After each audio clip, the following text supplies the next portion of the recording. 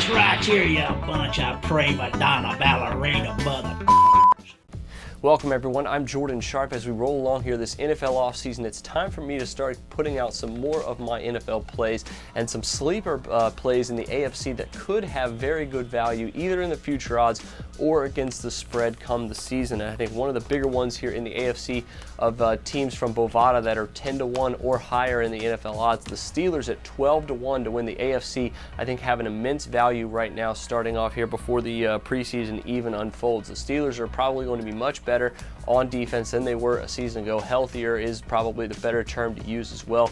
And even with the departure of Emmanuel Sanders, I think if Marcus Wheaton can step up and Le'Veon Bell can continue on his solid half-rookie campaign with Antonio Brown as well, the Steelers offense has a lot of upside and a lot more than people are giving it credit for. Ben Roethlisberger, of course, finished top 10 in passing yards last season, and even though he probably won't have to throw the ball as much, still think the Steelers will probably be able to put the ball through the air when they want to and get it downfield to their options as well. So at 12-1, they're just the type of team that I could say that could be third in the AFC behind potentially the Broncos and the Patriots this season. And if they get that high of a seeding, normally I think that would be a pretty good value both against the spread and in the future odds here this upcoming season. Another team that of course made the playoffs last season and won a game, so I don't even know if they can be considered a sleeper, but the Chargers are at 18-1 to win the AFC, and I think that has to be sleeper worthy in itself because Bovada Sportsbook I think still undervaluing the Chargers here slightly. Now I'm a little worried about their offense. I think their skill players obviously young and still a little bit inexperienced, and